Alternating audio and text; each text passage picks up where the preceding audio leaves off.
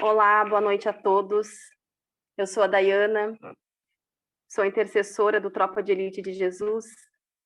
Vim aqui participar e compartilhar uma palavra com vocês. E para iniciar, eu gostaria de pedir para a Sofia fazer a leitura do texto de Lucas 5, do 1 ao 6.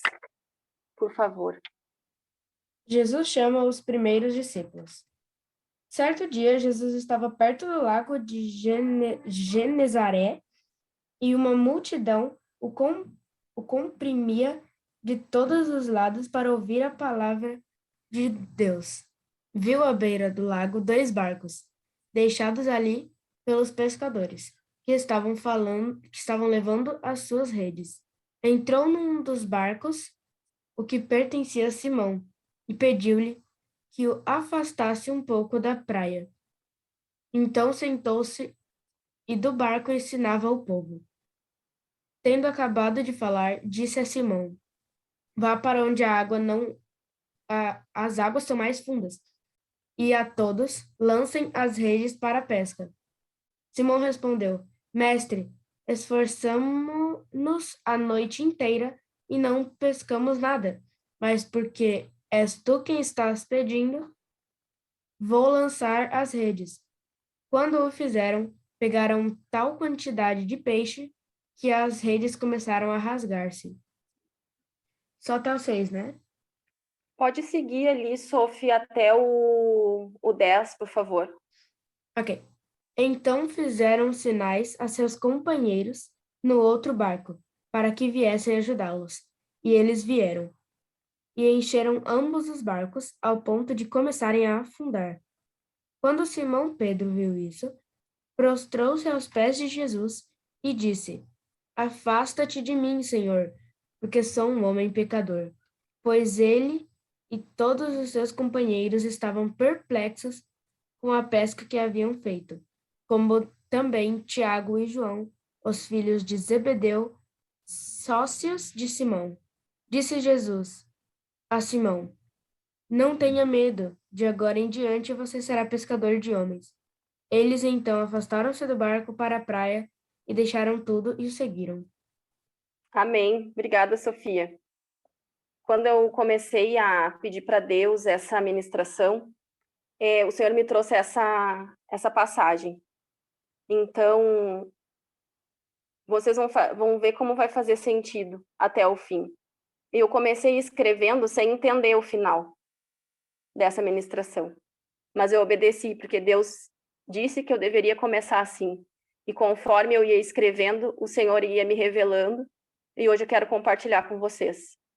Ali no primeiro versículo, a gente percebe que o Senhor, ele estava diante ali de uma multidão, né? A multidão estava apertando, né? Apertada ali para ouvir, né, o que o Senhor estava falando, o que o Senhor estava ensinando. A multidão, ela estava sendo ensinada, estavam vendo os milagres e as maravilhas que Jesus fazia e ainda faz, né? E queriam ouvir a mensagem de Deus. Mas o Senhor escolheu os pescadores que estavam no barco para serem seus primeiros discípulos. Por quê? Porque essa era a vontade de Deus. Ele viu os 2 barcos no lago, perto da praia. Os pescadores tinham saído deles e estavam lavando as redes. Jesus entrou num dos barcos, o de Simão, e pediu que ele o afastasse um pouco da praia. Então, ele sentou naquele barquinho e começou a ensinar a multidão. Quando acabou de falar, Jesus disse a Simão: leve o barco para um lugar onde o lago é bem fundo, e então você e os seus companheiros joguem as redes para pescar. Aí o Simão respondeu: mas, mestre, nós trabalhamos a noite inteira e não pescamos nada. Eles já estavam lavando a rede, já tinham desistido da pesca. Já tinham ficado ali a noite toda. E o Senhor escolheu o barquinho deles para ensinar aquela multidão. Mas aí Simão disse que, já que o Senhor estava mandando, que ele iria obedecer. Então, ele pegou novamente as redes, o barquinho, foi lá para o fundo e jogou as redes. Mas aí eu fiquei refletindo, por que não pegaram nada? Por que passaram a noite toda, se eles eram pescadores, né? Provavelmente tinham a técnica e já estavam acostumados a fazer aquilo. Será que eles estavam posicionados da maneira correta? Será que eles estavam no lugar certo? Estavam fazendo o que Deus determinou? Ou será que eles estavam apoiados no seu próprio entendimento, na sua própria força, na sua técnica de pescador? Mas mesmo assim, mesmo sem entender, Simão decidiu obedecer. Então eles foram mais profundo, jogaram as redes conforme o mestre havia mandado. Quando eles jogaram as redes na água, pescaram tanto peixe, mas tanto peixe, que as redes estavam arrebentando. Veja, depois da frustração de ter ficado a noite toda ali e não terem pescado nenhum peixinho, o Senhor veio, ocupou aquele barquinho para ensinar a multidão e escolheu aqueles pescadores para abençoar e serem seus discípulos. Eu creio que todas as coisas estão no controle de Deus. Tudo que existe está debaixo da mão poderosa do nosso Senhor. Ele sabe de todas as coisas e compreende o fim, a finalidade para a qual fomos criados. Se for do propósito do Senhor, o seu barquinho vai encher de peixe. Então, fizeram um sinal para os companheiros que estavam no outro barco, a fim de que viessem ajudá-los. Eles foram e encheram os 2 barcos com tanto peixe que os barcos quase afundaram. Não apenas o barco de Simão foi abençoado, mas também de seus companheiros, que estavam do lado. Então, quando você for abençoado, saiba que a bênção não é só para ti. Os que tiverem na sua volta também serão alcançados. Quando Simão Pedro viu o que havia acontecido, ajoelhou-se diante de Jesus e disse: Senhor, afaste-te de mim, pois eu sou um pecador. Isso tocou muito forte no meu coração, porque Pedro se sentiu pecador. Ele se sentiu indigno de estar diante do Senhor. O seu coração foi constrangido em arrependimento diante de tudo o que ele estava vendo. Simão e os outros que estavam com ele ficaram admirados com a quantidade de peixe que havia apanhado. Tiago e João, filhos de Zebedeu, que eram companheiros de Simão, também ficaram muito admirados. Então, Jesus disse a Simão: não tenha medo, de agora em diante, você vai pescar gente. Nota, queridos, que mesmo Simão tendo dito que era pecador, o Senhor o escolheu.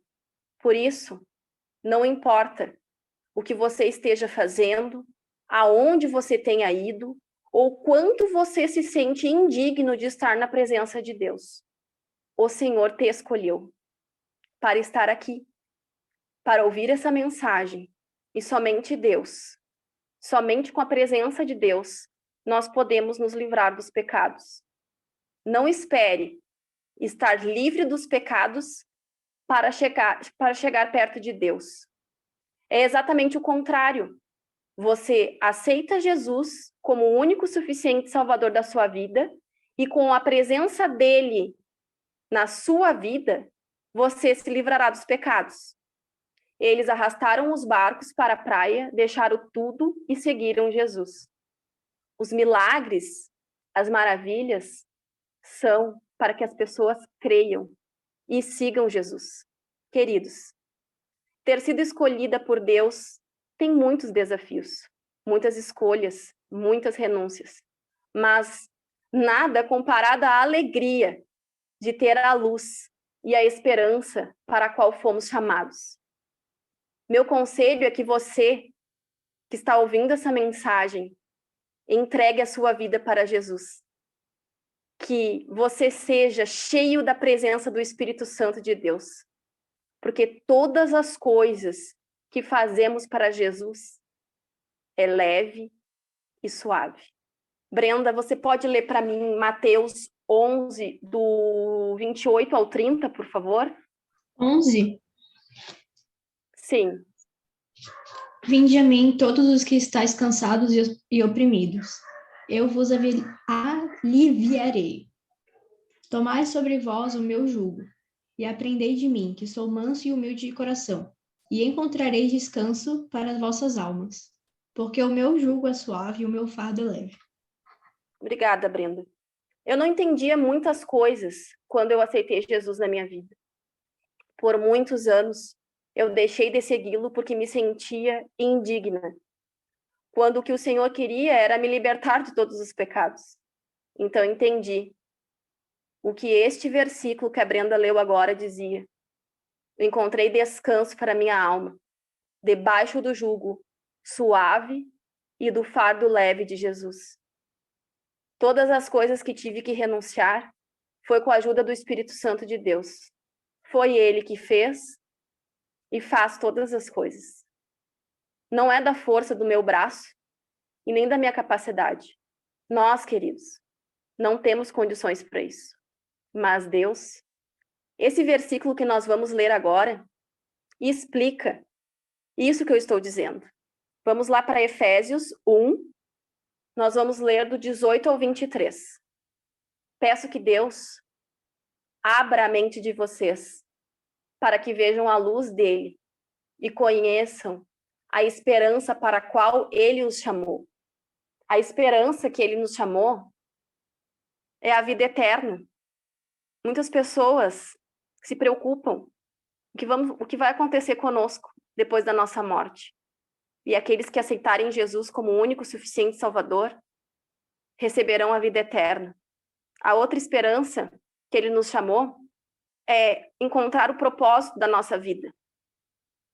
Nós passamos, muitas vezes, a vida toda tentando encontrar e entender o propósito das nossas vidas.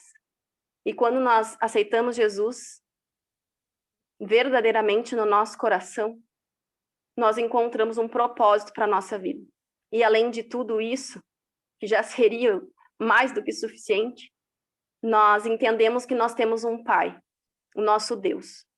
E o nosso Deus, o nosso Pai querido, aquele com quem a gente conversa todos os dias, aquele que está bem perto, aquele que ouve as nossas orações, é quem manda em todas as coisas.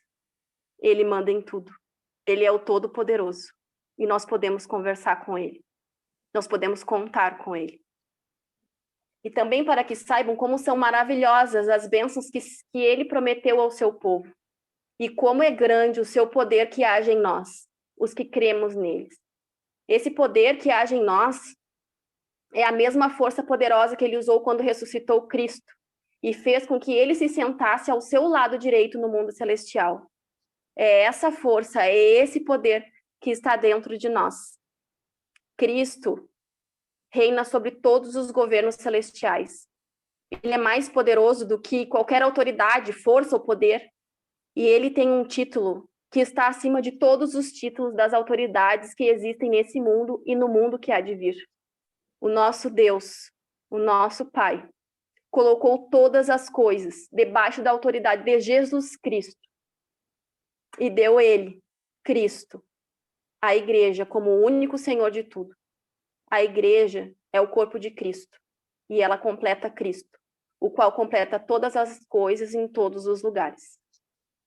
Então, se nós estivermos afastados de Cristo, se estivermos longe do corpo de Cristo, nós não estaremos completos. Eu lembro de quando não estava no corpo de Cristo. Eu procurava essa plenitude em muitos lugares, tentando satisfazer todos os desejos da alma que gritava por socorro. As mentiras que o inimigo colocava em minha mente era o fato de ser indigna, o medo de perder pessoas.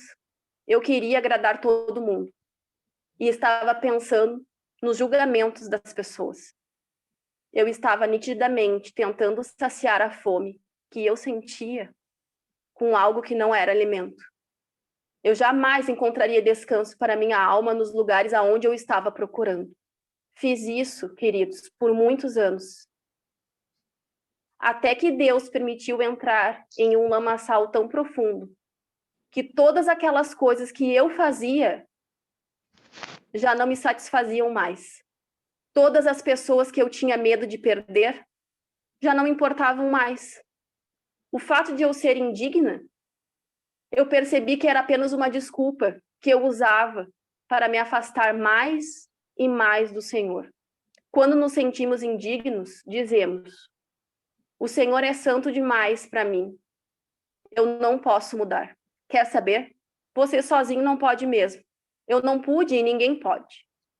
Mas, queridos, quando nada mais importava, nem a minha própria vida, o Senhor me chamou. Você só tem uma escolha: vida ou morte.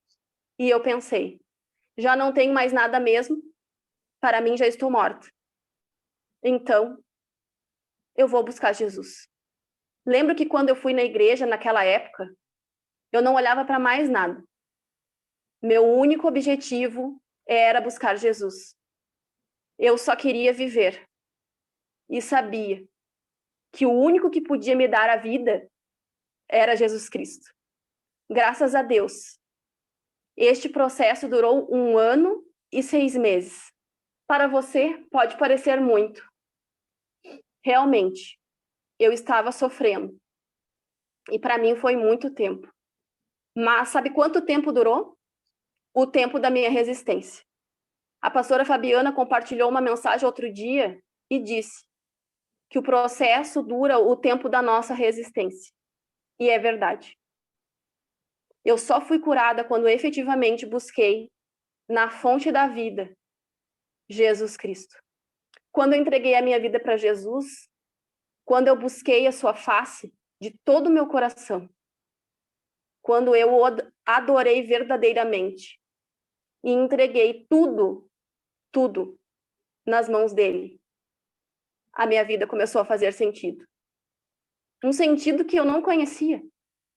Eu comecei a ver as coisas que antes eu não via, eu não enxergava. Eu comecei a ver como as flores são lindas e como Deus é perfeito ao criar cada uma delas. Percebi como é lindo o canto dos pássaros. Me tornei grata por tudo que tinha e satisfeita com todas as coisas que Deus tinha me dado. A comida ficou mais gostosa. E em tudo que eu faço, eu vejo a mão de Deus. Depois que eu encontrei a verdadeira felicidade, que Jesus me deu a plenitude de vida, eu percebi que o Senhor tinha me dado muitas oportunidades, mas eu não aceitei. Todo aquele processo que passei foi necessário para que eu pudesse ser transformada. Hoje, eu agradeço a Deus cada etapa deste processo. E como uma mulher que, ao ver o rostinho de seu filho ao nascer, já nem lembra mais das dores de parto, eu agradeço e vejo o amor do Senhor, o amor que Ele teve por mim.